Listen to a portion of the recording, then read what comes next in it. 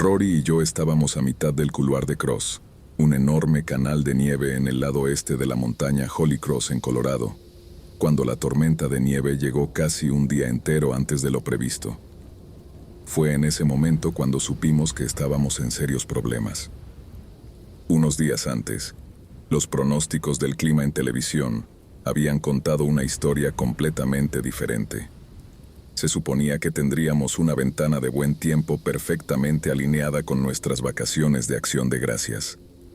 Era una de nuestras pocas oportunidades de tachar la montaña Holy Cross de nuestra lista de montañas por escalar. Ya habíamos conquistado varias montañas de Colorado ese invierno, y habíamos estado observando el empinado couloir nevado de Holy Cross desde el año anterior. Nuestro plan era dejar equipo de campamento para pasar la noche en un campamento base, a solo unos pocos kilómetros del inicio de nuestra escalada. Desde allí, atacaríamos el canal nevado y luego regresaríamos caminando una vez que cayera la noche.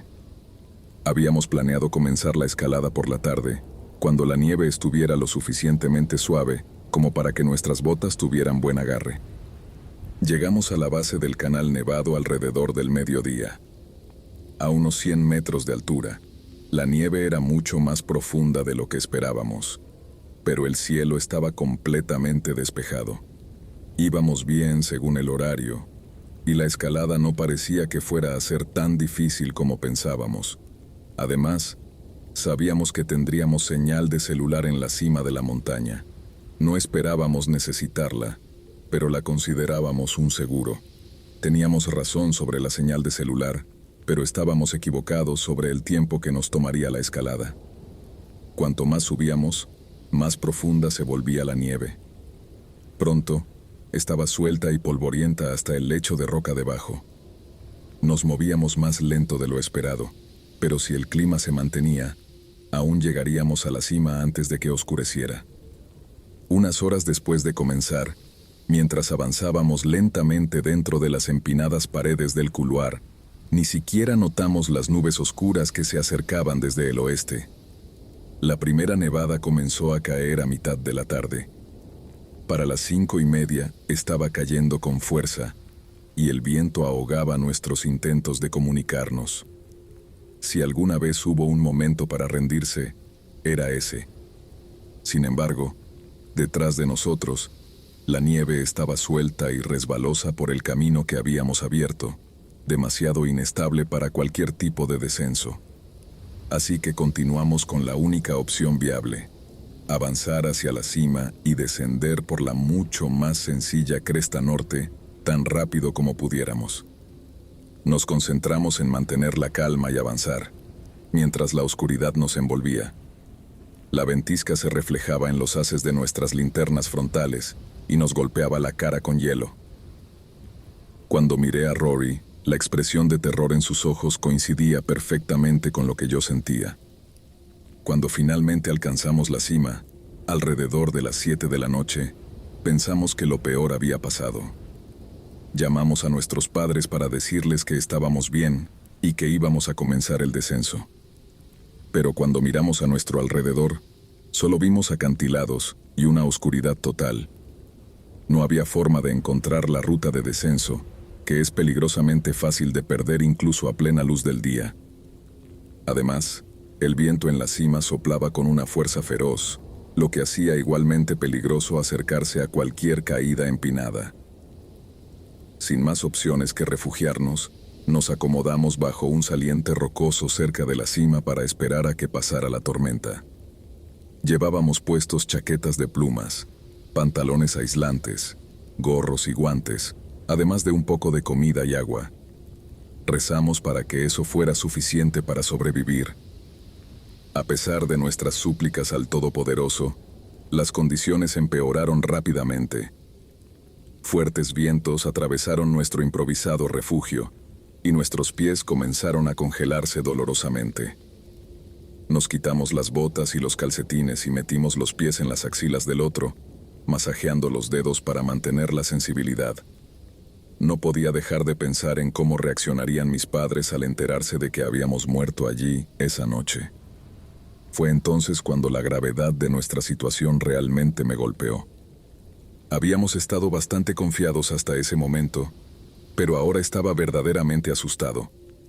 Las temperaturas cayeron a menos 28 grados Celsius con el factor viento esa noche. Dejé de temblar, un signo de hipotermia, pero Rory y yo nos mantuvimos positivos, y estoy convencido de que eso fue lo único que nos salvó esa noche. Debí haberme quedado dormido, porque lo siguiente que recuerdo fue la calidez del sol bañándonos. Afortunadamente la tormenta había pasado, pero el descenso seguía siendo difícil de encontrar. Vimos varias crestas y, al pie de una, divisamos lo que parecía ser East Cross Creek, el arroyo que habíamos seguido 2 días antes.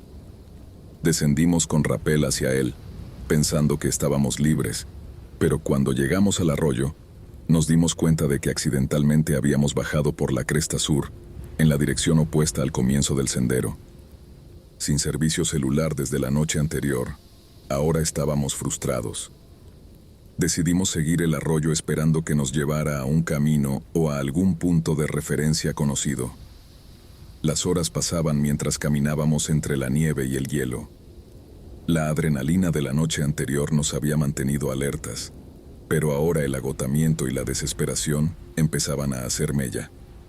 No teníamos suficiente comida ni agua, y el frío seguía siendo una amenaza constante. A medida que avanzábamos, la vegetación se hacía más densa y el terreno más traicionero.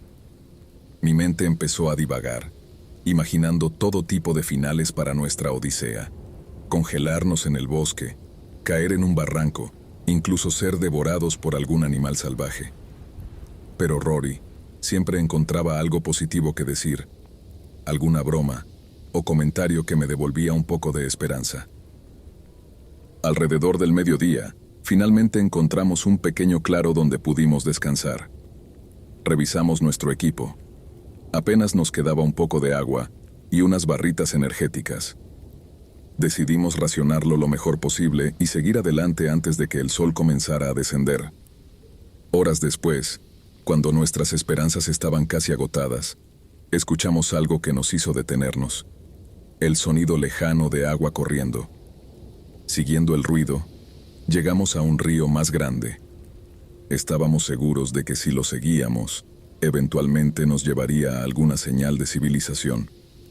La caminata continuó, pero ahora con un poco más de optimismo. Sabíamos que las montañas podían ser despiadadas, pero también teníamos claro que sobrevivir era una cuestión de mantenernos en movimiento y no perder la calma. Finalmente, cerca del anochecer, vimos algo que nos hizo gritar de alivio. Un puente de madera cruzaba el río más adelante. Esto significaba que había un sendero o al menos acceso humano cercano. Con nuestras últimas fuerzas, corrimos hacia el puente y, poco después, encontramos un pequeño refugio abandonado. Era modesto, pero ofrecía suficiente protección para pasar otra noche sin exponernos al frío extremo. Al día siguiente, con el amanecer, retomamos el camino siguiendo las marcas del sendero. Horas después, llegamos a una carretera. Apenas tuvimos que esperar unos minutos antes de que un conductor nos recogiera. Era un hombre mayor que vivía en una cabaña cercana y estaba de camino al pueblo para recoger provisiones. Cuando le contamos nuestra historia, se limitó a sacudir la cabeza con una mezcla de incredulidad y reproche. «Ustedes tuvieron mucha suerte», nos dijo mientras nos llevaba al hospital más cercano. «Esa montaña no perdona». En el hospital, los médicos confirmaron que habíamos sufrido hipotermia leve y que nuestros pies habían estado peligrosamente cerca de sufrir congelación severa, pero nos recuperaríamos por completo. Mientras estábamos ahí, las autoridades de rescate nos visitaron para obtener detalles de nuestra experiencia. Nos dijeron que la montaña Holy Cross era conocida por sus condiciones traicioneras, especialmente en invierno. Esa experiencia cambió mi perspectiva sobre la montaña y sobre la vida misma. Habíamos subestimado el poder de la naturaleza y sobreestimado nuestras capacidades. Ahora, cada vez que pienso en esa noche bajo el saliente rocoso, con el viento aullando y la oscuridad envolviéndonos, siento una mezcla de gratitud y humildad. Rory y yo seguimos escalando montañas, pero nunca más volvimos a desafiar Holy Cross en invierno. Algunas cimas simplemente no valen el riesgo.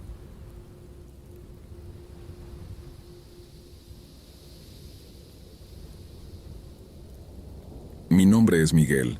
Crecí en el extremo norte de Escocia, en un lugar llamado Inverness.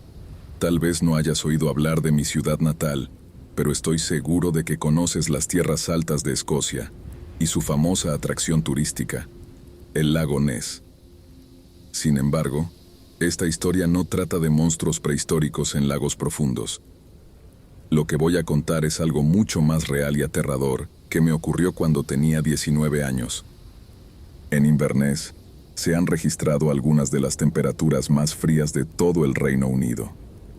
A pesar de esto, la ciudad tiene una tasa de criminalidad bastante baja, así que salir de noche nunca se consideraba algo peligroso. Pero esa noche en particular, el peligro me encontró de la manera más inesperada. Era el cumpleaños número 19 de mi mejor amigo. No era tan emocionante como haber cumplido 18, pero aún estábamos disfrutando de nuestra recién adquirida edad legal para beber. Por eso, decidimos salir al centro de Inverness para un recorrido de bares. Nos reunimos en la casa del cumpleañero el viernes por la noche para unas pre-copas, una orgullosa tradición escocesa que ayuda a ahorrar algo de dinero y te prepara para enfrentar el frío mientras buscas tragos y diversión. Unas horas después, ya estábamos en un taxi, emocionados y cantando a gritos: «¡Aquí vamos! ¡Aquí vamos!». Incluso el conductor se unió por un momento antes de desearnos un feliz cumpleaños y recomendarnos que lo llamáramos si necesitábamos volver. Nos advirtió que iba a hacer mucho frío esa noche, con temperaturas bajo cero, y que sería mejor evitar el autobús nocturno. La noche pasó volando entre risas y tragos. No estoy muy seguro de cómo ocurrió, pero en algún momento fui al baño de un club y de alguna forma me quedé dormido en uno de los cubículos. Cuando desperté, me encontré sentado en el inodoro, aturdido y confundido.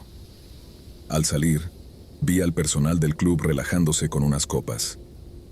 El lugar ya estaba cerrado. Me miraron como si tuviera dos cabezas. Me disculpé repetidamente, pero ellos estaban furiosos, acusándome de haberme escondido en el baño para robar sus propinas.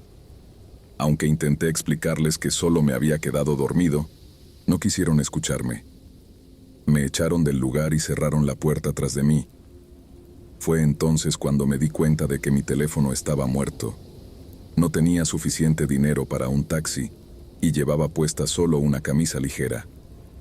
El frío empezaba a calar, pero con todo el alcohol en mi sistema, al principio apenas lo sentí. Decidí caminar hacia las afueras de la ciudad con la esperanza de encontrar un taxi. Pensé que podría prometerle al conductor que le pagaría al llegar a casa, tal vez dejando mi teléfono como garantía. Ya lo había hecho antes, así que no me preocupaba demasiado. Pero todos los taxis que vi tenían las luces apagadas. Intenté detener un coche privado, pero el conductor se molestó cuando se dio cuenta de lo que quería. Sin reserva, sin seguro, sin taxi, swingó antes de marcharse. Ahí fue cuando realmente empecé a sentir el frío. Mi ansiedad aumentaba con cada paso y me di cuenta de que estaba sobrio de nuevo, lo suficiente para asustarme. Ningún taxi se detenía y los pocos coches que pasaban me ignoraban, probablemente pensando que iba a vomitar en sus autos. No los culparía, pero yo estaba desesperado. El frío era insoportable y mi ropa no me ayudaba en absoluto. Comencé a temblar tan fuerte que mis dientes castañeaban y mis pies, apretados en unos zapatos incómodos, dolían terriblemente. Cuando ya no pude seguir caminando, me senté en la acera, diciéndome que solo descansaría unos minutos antes de continuar. Pero en ese momento dejé de temblar. En lugar de frío, empecé a sentir un calor extraño. También sentía un sueño irresistible. De pronto, un coche se detuvo junto a mí y el conductor bajó la ventanilla para preguntarme si estaba bien. Traté de responder, pero las palabras no salían Aunque no estaba tan borracho, no podía hablar. Fue entonces cuando el hombre se alarmó, salió de su coche y me ayudó a entrar en el asiento del pasajero. Me dijo algo sobre llevarme al hospital, y en ese momento supe que algo estaba muy mal. Pasé el resto de la noche en una cama de hospital. Los médicos me explicaron que estaba en las primeras etapas de hipotermia y que, de haberme quedado dormido en la calle, probablemente no habría sobrevivido. Esa noche llegó a los -4 grados, y ni siquiera era la parte más fría. Pensar en lo cerca que estuve de morir por algo tan común como una salida de cumpleaños me sigue poniendo los pelos de punta. Algo tan simple, tan rutinario, casi terminó con mi vida.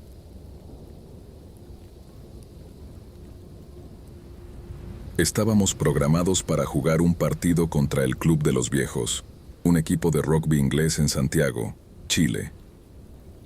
El presidente del Club de Rugby Uruguayo había alquilado un pequeño avión bimotor turbohélice de la Fuerza Aérea Uruguaya para llevar al equipo sobre las montañas de los Andes hasta la capital chilena. El avión llevaba a un total de 40 pasajeros y 5 miembros de la tripulación, y era pilotado por un experimentado capitán de la Fuerza Aérea que tenía más de 5.000 horas de vuelo a su nombre, el coronel Julio César Fernández.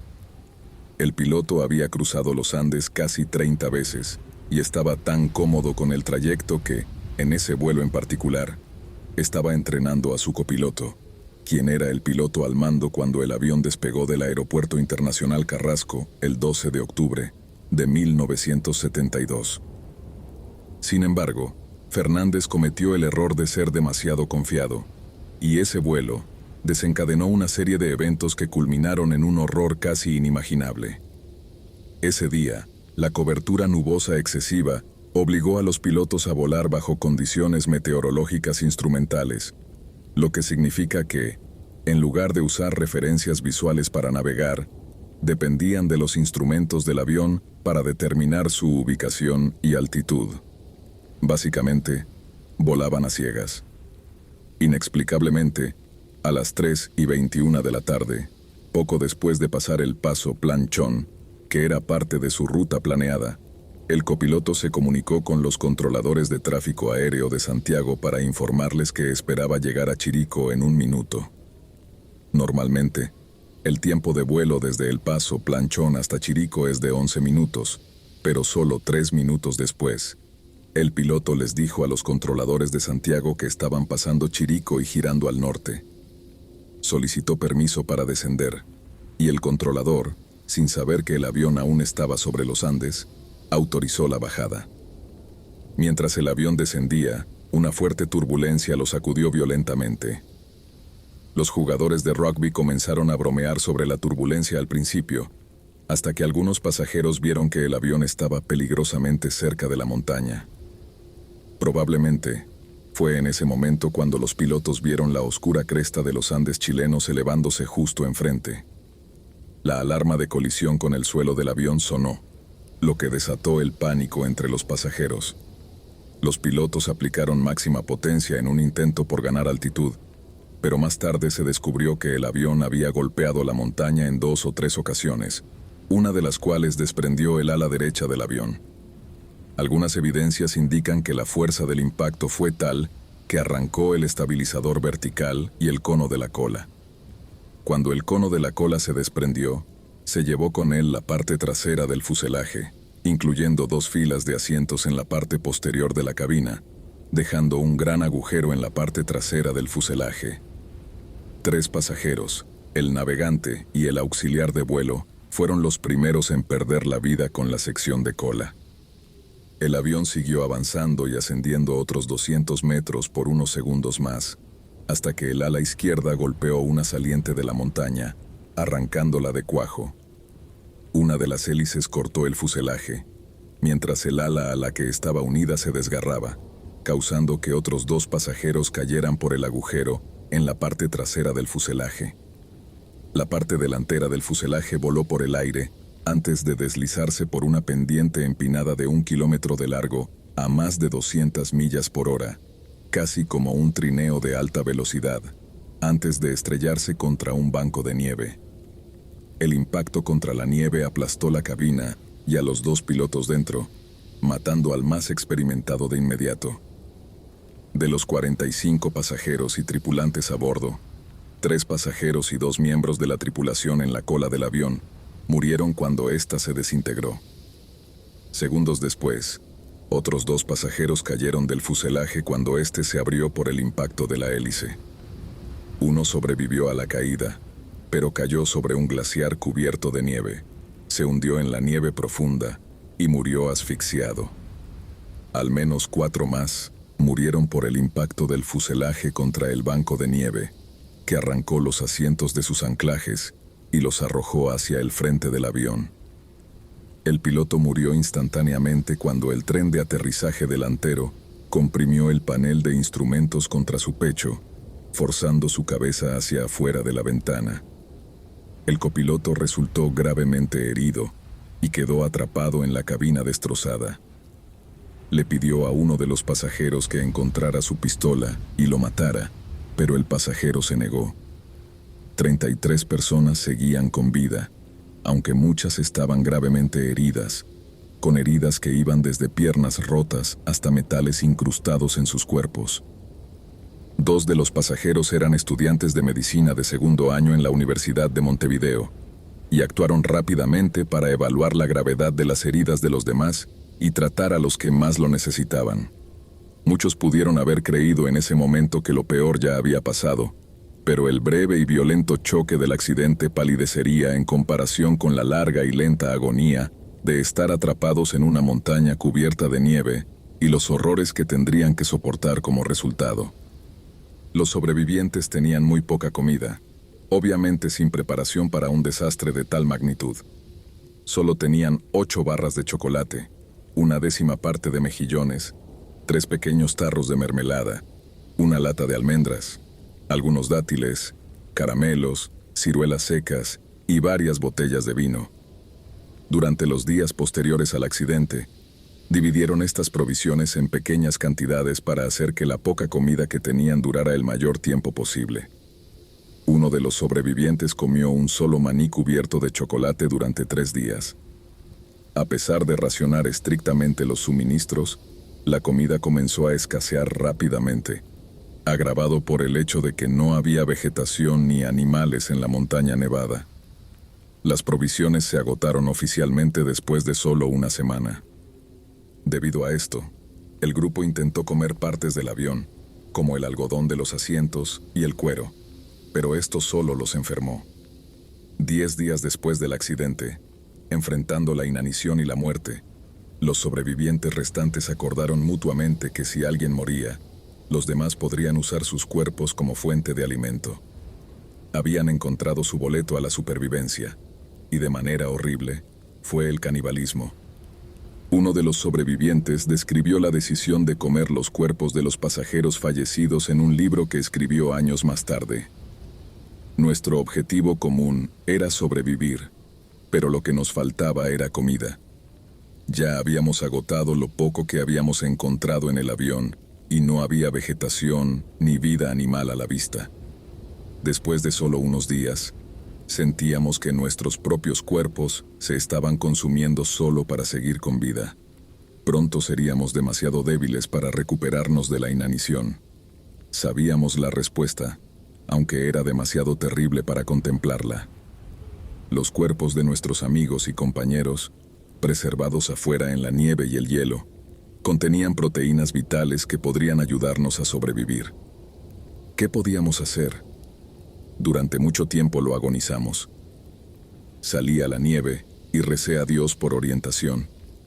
Sin su consentimiento, sentía que violaría la memoria de mis amigos, que robaría sus almas. Nos preguntábamos si nos estábamos volviendo locos al considerar algo así. ¿Nos habíamos convertido en salvajes? ¿O era esto lo único sensato que hacer? Realmente estábamos empujando los límites de nuestro miedo. La decisión de comer la carne de sus compañeros muertos no fue tomada a la ligera, ya que la mayoría de los fallecidos eran compañeros de clase, amigos cercanos o familiares. un sobreviviente usó un cristal roto de la ventanilla del avión como herramienta de corte y dio el ejemplo al tragar el primer trozo de carne congelada del tamaño de una cerilla, lo que hicieron varios otros también. Al día siguiente, más sobrevivientes comieron la carne que se les ofreció, aunque algunos se negaron o no pudieron soportarlo. A tal altura, las necesidades calóricas del cuerpo son astronómicas. El esfuerzo adicional que exige el sistema circulatorio requiere mucha más energía para mantener la vida. Los sobrevivientes necesitaban casi el doble de su ingesta calórica diaria, pero apenas tenían nada con qué alimentarse. Esto hizo que el ya catastrófico evento fuera aún más mortal. Un sobreviviente protegió los cuerpos de su hermana y su madre, y nunca fueron consumidos. Otros secaron la carne que cortaron de sus compañeros muertos al sol, lo que la hacía solo ligeramente más comestible. Al principio, estaban tan repugnados por la experiencia que solo podían comer piel, músculo y grasa. Cuando se agotó el suministro de carne, también comieron corazones, pulmones e incluso cerebros. Todos los pasajeros del vuelo estrellado eran católicos romanos. Algunos, más tarde, confesaron que temían la condena eterna si comían la carne de sus compañeros. Sin embargo, según otros relatos de sobrevivientes, algunos racionalizaron el acto del canibalismo como equivalente a la Eucaristía, el cuerpo y la sangre de Cristo bajo la apariencia del pan y el vino. Otros lo justificaron con un versículo de la Biblia, en Juan 15:13. Nadie tiene mayor amor que este, que uno ponga su vida por sus amigos. Algunos inicialmente tenían reservas, pero al darse cuenta de que era su única forma de sobrevivir, cambiaron de opinión. Días después, una mujer, con fuertes convicciones religiosas, solo aceptó comer la carne después de que le dijeron que lo viera como una especie de comunión sagrada.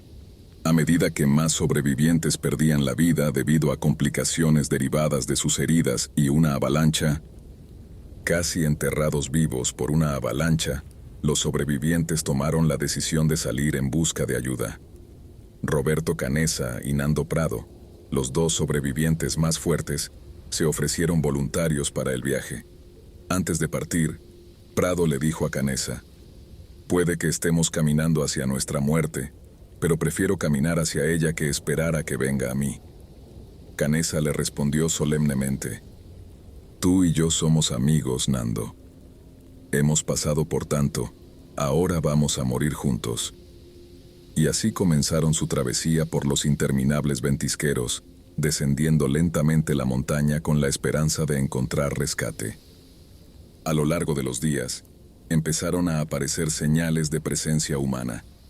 Primero, algunos indicios de campamentos, y finalmente, en el 9º día, unas vacas. Cuando descansaron esa noche, estaban exhaustos, y Canessa parecía no poder seguir adelante. Mientras los hombres recolectaban leña para encender un fuego, uno de ellos vio a 3 hombres a caballo al otro lado del río. Prado los llamó, pero el ruido del agua hizo imposible comunicarse. Uno de los hombres del otro lado vio a Prado, quien rápidamente escribió una nota, la ató a una piedra con un hilo y la arrojó al otro lado. La nota decía: «Vengo de un avión que cayó en las montañas. Soy uruguayo. Hemos caminado durante 10 días. Tengo un amigo herido en el avión.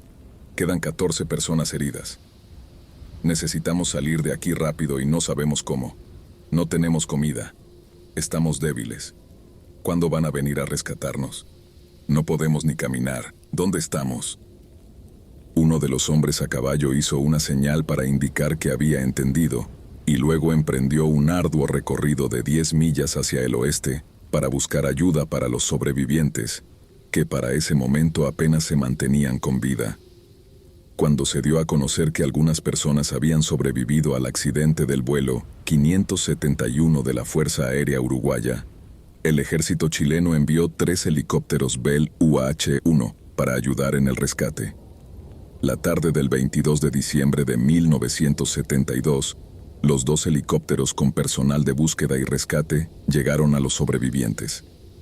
El terreno tan empinado solo permitió que el piloto aterrizara con un patín, y debido a la altitud y las limitaciones de peso, los helicópteros solo pudieron evacuar a la mitad de los sobrevivientes. 4 miembros del equipo de rescate decidieron quedarse con los 7 sobrevivientes restantes en la montaña. Esa noche, los sobrevivientes pasaron su última noche en la fuselaje del avión junto con el equipo de rescate. El siguiente vuelo de helicópteros llegó al amanecer del día siguiente y evacuaron a los sobrevivientes restantes, llevándolos a hospitales en Santiago para su evaluación. Fueron tratados por diversas condiciones, incluyendo mal de altura, deshidratación, congelación, huesos rotos, escorbuto y desnutrición. Un sacerdote católico escuchó las confesiones de los sobrevivientes y les dijo que no serían condenados por sus actos de canibalismo, dado lo extremo de la situación de supervivencia. Tras su rescate, los sobrevivientes inicialmente explicaron su supervivencia diciendo que habían comido algo de queso y otros alimentos que llevaban consigo, así como algunas plantas y hierbas locales. Sin embargo, decidieron no revelar todos los detalles de su aterradora experiencia hasta haber hablado primero con sus familiares. El 23 de diciembre de 1972, los informes de canibalismo se publicaron a nivel mundial. Pocos días después, el 26 de diciembre, unas fotos tomadas por miembros del equipo de rescate de los Andes mostraban una pierna humana medio comida y fueron publicadas en la portada de 2 periódicos chilenos, El Mercurio y La Derecha de la Hora. Ambos periódicos informaron que todos los sobrevivientes habían recurrido al canibalismo para sobrevivir. Para horror de los sobrevivientes, comenzaron a circular rumores, incluso en la capital uruguaya, de que los sobrevivientes habían matado a algunos de los demás para alimentarse. Fue necesario controlar los daños, y la verdad salió a la luz. El 28 de diciembre, se celebró una conferencia de prensa en el Colegio Estela Maris en Montevideo, donde los sobrevivientes relataron los hechos de los 2 meses pasados. Un portavoz de los sobrevivientes comparó sus acciones con las de Jesucristo en la Última Cena, cuando dio a sus discípulos el cuerpo y la sangre bajo las apariencias del pan y el vino. Las autoridades, junto con los padres de las víctimas, decidieron enterrar los restos cerca del sitio del accidente, en una tumba común. 13 cuerpos fueron enterrados intactos, mientras que otros 15, en su mayoría esqueléticos, fueron una visión verdaderamente aterradora para quienes habían oído hablar de los actos de canibalismo. Un equipo compuesto por 12 hombres y un sacerdote chileno fue transportado al sitio del accidente a principios de 1973. Los familiares fueron prohibidos de asistir debido a la tensión emocional de la tarea. Los hombres cavaron una tumba común a unos 800 metros de la fuselaje del avión, en un sitio que consideraron seguro de avalanchas. Cerca de la tumba, construyeron un altar de piedras sobre el cual colocaron una placa con la inscripción: El mundo a sus hermanos uruguayos. Cierra, oh Dios, a ti. Una vez que esto se completó, el equipo roció los restos de la fuselaje con gasolina y lo prendió fuego, dejando solo el esqueleto carbonizado de la estructura. El padre de una de las víctimas había recibido la noticia de un sobreviviente que le dijo que su hijo deseaba ser enterrado en su hogar. Incapaz de obtener permiso oficial para recuperar el cuerpo de su hijo, el padre organizó una expedición a su propio costo, contratando guías y coordinando con los sacerdotes que habían enterrado a su hijo para marcar la bolsa con sus restos. A su regreso, con los restos en un hotel abandonado, fue arrestado por robo de cadáveres. Un juez federal y el alcalde local intervinieron para obtener su liberación, y el padre más tarde obtuvo el permiso legal para enterrar a su hijo. El coraje de los sobrevivientes bajo condiciones extremadamente adversas ha sido descrito como un faro de esperanza para su generación, mostrando lo que se puede lograr con persistencia y determinación, incluso cuando los obstáculos parecen insuperables. Sin embargo, lo que tal cita estéril y azucarada no refleja Es el puro horror que los sobrevivientes del accidente tuvieron que enfrentar para mantenerse con vida. Cómo el espíritu humano es capaz de soportar horrores indescriptibles y cometer los actos más atroces para continuar con la propagación de la especie. Y, aunque no nos guste aceptarlo, todos tenemos ese espíritu dentro de nosotros.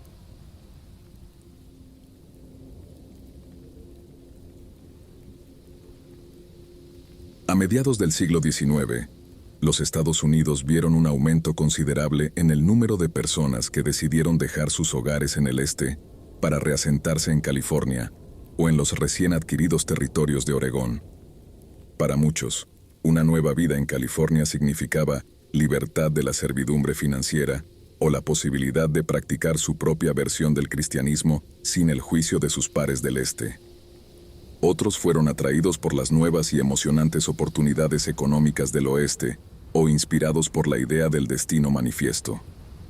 Pero para un grupo de migrantes, su búsqueda del sueño americano se convertiría rápidamente en una pesadilla, una marcada por pasos de montaña aislados, frío congelante y hambre que retorcía el estómago. En la primavera de 1842, una caravana de vagones de casi 500 personas partió desde Independence, Missouri, con la intención de seguir un camino establecido que los llevaría a la tierra prometida de California. Al final de la caravana se encontraba un grupo de 9 vagones con 32 miembros de las familias Reed y Donner. El patriarca, George Donner, había vivido en varios estados del este antes de tomar la decisión de mover a su familia hacia el oeste. Al principio, el tráfico pesado en los caminos que conducían al este, así como la gran cantidad de otros viajeros, hicieron que el viaje fuera relativamente fácil. Viajar durante los meses de verano podía ser caluroso y agotador, pero palidecía en comparación con lo difícil que sería la navegación durante el invierno. Era esencial que la caravana avanzara tanto como fuera posible, mientras todavía fuera posible, porque cuando llegara el frío no habría piedad. A finales de septiembre de 1842, un intento por tomar un atajo había salido terriblemente mal para las familias Donner y Reed. En su afán de atravesar las montañas de Sierra Nevada, antes de que llegara el invierno, habían logrado cruzar el desierto del Gran Lago Salado, pero las complicaciones hicieron que, en realidad, se retrasaran cerca de un mes. La falta de agua en el árido y seco desierto había llevado a la partida al borde de la locura y causado bajas entre sus animales esenciales, como los bueyes y otras reses. Las tensiones entre los miembros del grupo alcanzaban su punto de quiebre. En el siguiente mes de octubre, muchos de los vagones que componían la caravana original se habían separado, algunos continuando hacia California, otros regresando hacia el este, y el grupo que quedaba de 2 vagones se vio atrapado en una disputa. Un hombre llamado John Schneider intentó solucionar la situación, pero le faltaba paciencia y pronto comenzó a azotar a uno de los bueyes. James Reed, el miembro más viejo y senior de la familia Reed, intentó intervenir y detener el latigazo, pero Schneider reaccionó furiosamente ante la intervención y volvió el látigo hacia Reed. Se produjo una pelea física que solo terminó cuando James Reed sacó un cuchillo de acero largo y lo clavó en el pecho de Schneider. A pesar de la explicación de Reed de que había sido en defensa propia, los miembros de la caravana se reunieron para decidir su castigo. Las leyes de los Estados Unidos no eran aplicables al oeste de la divisoria continental, en lo que entonces era territorio mexicano, y las caravanas solían impartir su propia justicia. Se sugirió que Reed debía ser colgado por su crimen, pero finalmente se decidió que solo debía ser desterrado de la caravana, con la amenaza de muerte si intentaba regresar. Lo que había comenzado como una aventura feliz hacia el oeste, se había convertido en una lucha brutal por la supervivencia. La hierba comenzaba a escasear y los animales se debilitaban progresivamente. Para aligerar la carga de los animales, se esperaba que todos caminaran.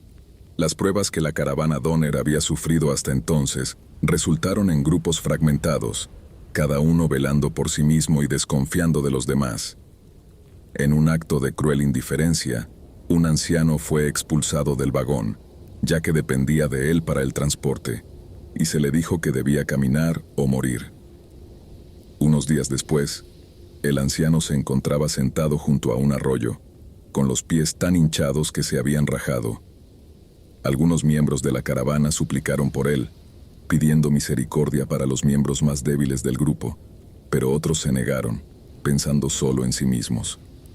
El anciano no fue visto de nuevo. En las semanas siguientes, los ataques de la tribu Paiute local fueron responsables de la pérdida de casi 40 de los animales de la caravana. Esto fue extremadamente impactante por varias razones.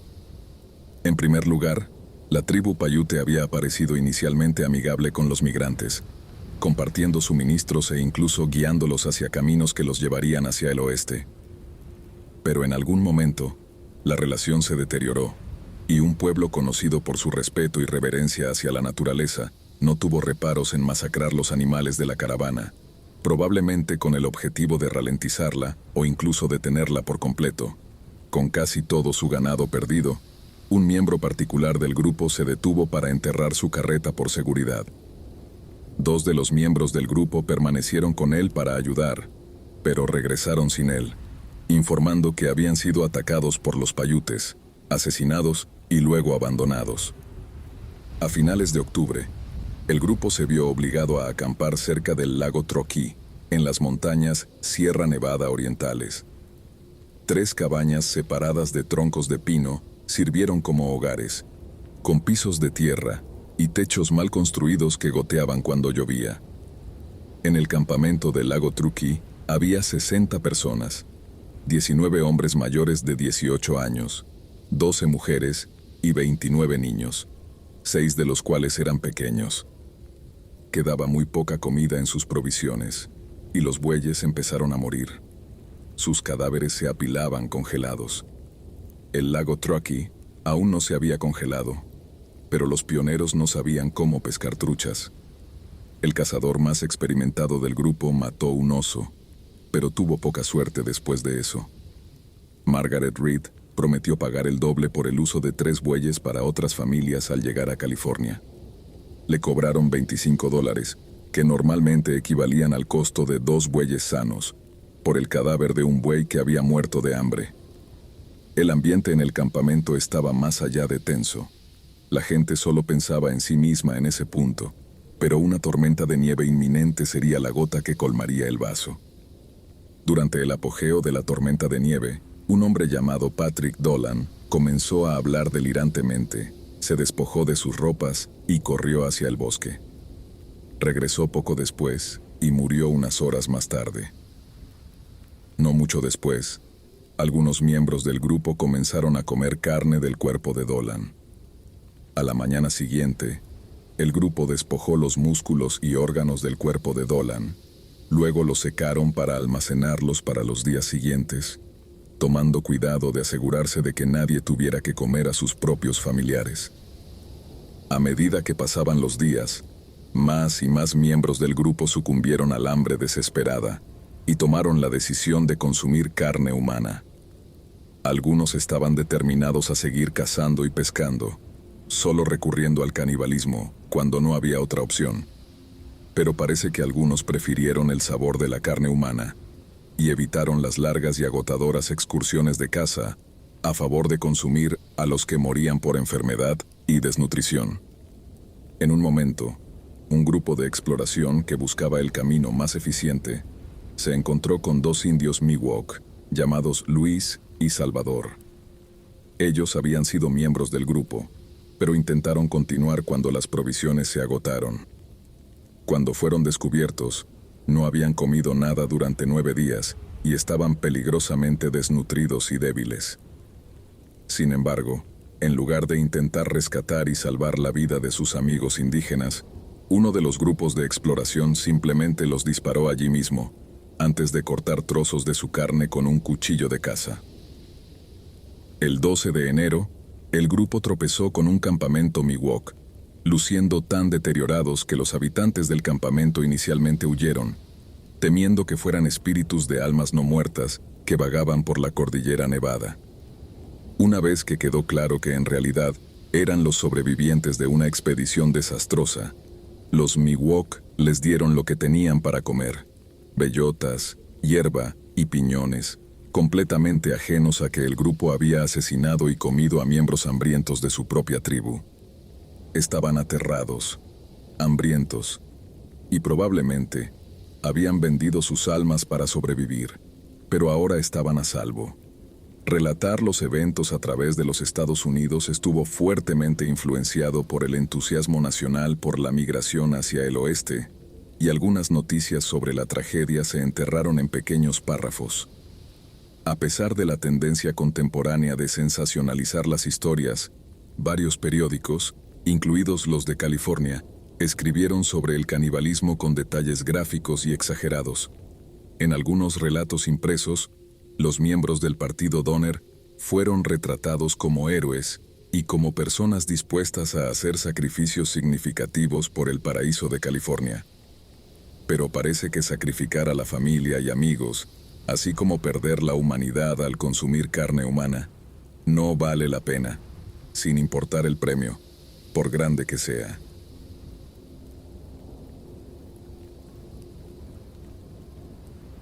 Sir Ernest Henry Shackleton nació en Kilkea, condado de Kildare, Irlanda, el 15 de febrero de 1874.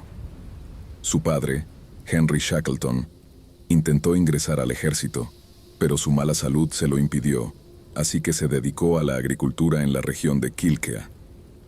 Ernest fue el segundo de los 10 hijos de la familia y el primero de 2 varones. Su hermano menor, Frank, alcanzó notoriedad como sospechoso, aunque posteriormente fue exonerado, del robo de las joyas de la corona irlandesa en 1907. La primera experiencia de Shackleton en las regiones polares fue como tercer oficial en la expedición Discovery, que tuvo lugar entre 1901 y 1904. Sin embargo, fue enviado de regreso a casa antes de tiempo debido a problemas de salud. Este hecho, lejos de desalentarlo, despertó en él una sed de exploración y el deseo de demostrar su valía. Como parte de su búsqueda de reconocimiento, Shackleton se unió a un equipo que tenía como objetivo escalar el monte Erebus, el volcán más activo de la Antártida. Este logro le valió ser nombrado caballero por el rey Eduardo VII tras su regreso a Inglaterra. La Expedición Nacional Antártica Británica, conocida como la Expedición Discovery por el nombre de su barco, fue idea de Sir Clements Markham y llevaba muchos años en preparación. Estuvo liderada por Robert Falcon Scott, un teniente de torpedos de la Marina Real recientemente ascendido a comandante. Los objetivos de la expedición incluían descubrimientos científicos y geográficos. Aunque la Discovery no era un buque oficial de la Marina Real, Scott exigió que la tripulación, los oficiales y el personal científico se sometieran a las condiciones del Acta de Disciplina Naval, y la expedición se llevó a cabo bajo estrictas normas navales. Shackleton aceptó estas condiciones, aunque sus antecedentes y estilo personal de liderazgo tendían a ser más informales. La expedición partió de Londres el 31 de julio de 1901 y llegó a la costa antártica a través de Sudáfrica y Nueva Zelanda a principios de enero de 1902. Tras desembarcar equipos y personal, Shackleton participó en un vuelo experimental en globo el 4 de febrero de ese año, lo que marcó el inicio de la idea de utilizar globos de aire caliente para vigilancia en condiciones extremas. También formó parte del primer viaje en trineo desde los cuarteles de invierno de la expedición en el estrecho de McMurdo, un trayecto que estableció una ruta segura hacia la Gran Barrera de Hielo. Durante el invierno antártico de 1902, Shackleton editó la revista de la expedición, The South Polar Times, que no solo registraba los acontecimientos del viaje, sino que también mantenía alta la moral de la tripulación con bromas y comentarios ingeniosos. Según Stewart Clarence Hare, Shackleton era muy popular entre los oficiales y la tripulación, aunque no hay evidencia de que su popularidad generara rivalidad con Scott.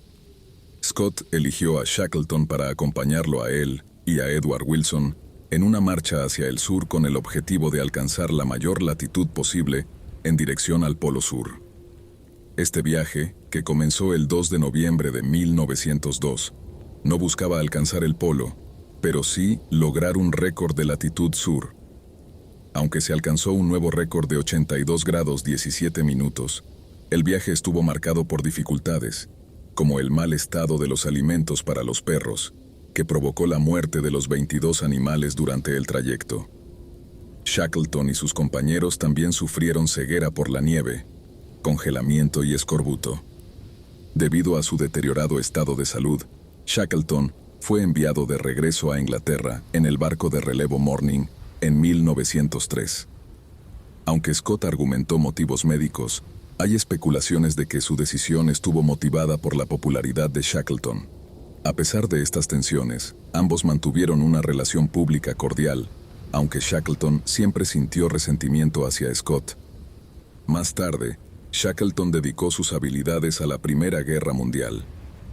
Fue asignado a entrenar y asesorar a soldados británicos en combate invernal, y fue reconocido con la Orden del Imperio Británico en 1919 por su contribución.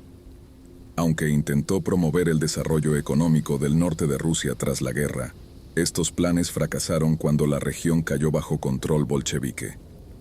Finalmente, Shackleton fue dado de baja del ejército en octubre de 1919, con el rango de mayor.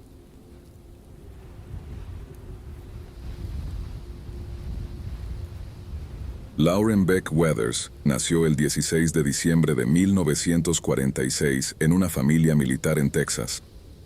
Es un patólogo estadounidense que, en 1986, se inscribió en un curso de montañismo mientras asistía a la universidad en Wichita Falls, Texas. Más tarde, decidió intentar escalar las 7 cumbres, las montañas más altas de cada uno de los 7 continentes, un desafío de montañismo que se considera un logro significativo. Este reto fue alcanzado por primera vez el 30 de abril de 1985 por Richard Bass, a quien Weathers admiraba profundamente. Para él, Bass era un héroe personal y una inspiración que hacía parecer posible escalar el Everest para personas comunes. En mayo de 1996, Beck Weathers fue uno de los 8 clientes guiados en un ascenso al monte Everest por Rob Hall, representante de una organización de montañismo y senderismo conocida como Adventure Consultants. El ascenso inicial hasta el primer campamento base de Everest fue relativamente sencillo para un grupo tan experimentado. El ánimo era alto, ya que escalar la montaña más alta del mundo era tanto un sueño hecho realidad como un desafío que ponía en riesgo la vida. Sin embargo, Weathers había pasado recientemente por una cirugía de queratotomía radial, un procedimiento que corregía la miopía y que, en aquel entonces, era la única solución disponible antes de las cirugías láser más modernas. Desafortunadamente, Weathers descubrió que esta operación lo hacía vulnerable a los efectos de la alta altitud y a la sobreexposición a la radiación ultravioleta, problemas que no estaban bien documentados en aquel momento. Esta situación inesperada resultó desastrosa, ya que Weathers se encontró ciego debido a las condiciones del entorno. Sin embargo, ya era demasiado tarde para dar la vuelta y regresar. El 10 de mayo de 1996, día del intento final de alcanzar la cima del Everest, Weathers confesó su problema de visión a Rob Hall, el líder de la expedición. Hall, preocupado por la seguridad de su cliente, insistió en que Weathers descendiera inmediatamente al campamento 4, el último campamento base antes de la cima. Pero Weathers, después de haber llegado tan lejos, no estaba dispuesto a renunciar. Argumentó que su visión podría mejorar después del amanecer. Hall, comprendiendo su razonamiento y sabiendo lo importante que era para Weathers alcanzar su sueño, hizo un compromiso. Si Weathers descansaba en el balcón de Everest, a unos 600 metros de la cima, Hall regresaría después de llevar a otros clientes y lo ayudaría a descender personalmente. Lamentablemente, Hall no pudo cumplir su promesa. Mientras ayudaba a otro cliente a alcanzar la cima, Hall enfrentó complicaciones y perdió la vida en la montaña. Al enterarse de esta tragedia, Weathers comenzó su descenso acompañado por otro guía, Michael Groom. Sin embargo, mientras descendían lentamente debido a la limitada visión de Weathers, Groom notó nubes oscuras en el horizonte. Una tormenta se acercaba rápidamente. Cuando la tormenta los alcanzó, Weathers y otros 10 escaladores quedaron desorientados y perdidos en la montaña. Tras varias horas de tormenta, un grupo logró encontrar refugio temporal, pero Weathers, debilitado al extremo, quedó atrás junto a otros 4 escaladores, mientras los demás fueron a buscar ayuda. Anatoly Boukriev, un guía de otra expedición, regresó y rescató a varios de los escaladores atrapados. Sin embargo, en algún momento durante la tormenta, Weathers se levantó y desapareció en la oscuridad. Al día siguiente, Stewart Hutchison, otro cliente del equipo de Hall, junto con 2 sherpas nepaleses, llegó para verificar la condición de Weathers y Yasuko Namba, otra escaladora. Creyendo que ambos estaban al borde de la muerte, los dejaron en la montaña, concluyendo que no sobrevivirían. Esa noche, Weathers quedó solo en una tormenta de nieve brutal, con su rostro y manos expuestos al frío extremo. Desarrolló severas congelaciones, pero, contra toda expectativa, despertó vivo al día siguiente. Sorprendido de estar vivo, y aún más sorprendido por tener fuerzas para caminar, Weathers logró descender hasta el campamento 4 por sus propios medios. Sus compañeros quedaron horrorizados por su estado. Sus manos y nariz estaban tan congeladas que parecían de porcelana. Nadie esperaba que sobreviviera otro día. Sin embargo, Weathers desafió las probabilidades nuevamente, soportando otra noche más a pesar de su terrible estado. Finalmente, con ayuda, Weathers fue trasladado a un campamento más bajo, desde donde fue evacuado en helicóptero, en una de las evacuaciones médicas a mayor altitud jamás realizadas. Tras su rescate, le amputaron el brazo derecho a la altura del codo, los 5 dedos de la mano izquierda y partes de ambos pies. Su nariz también fue amputada y posteriormente reconstruida con tejido de su oído y frente. En 2002, Weathers publicó un libro titulado Left for Dead: My Journey Home from Everest, donde narró su experiencia en el Everest y su vida posterior. Actualmente, vive en Texas, continúa practicando la medicina y ofrece charlas motivacionales para compartir su historia e inspirar a otros.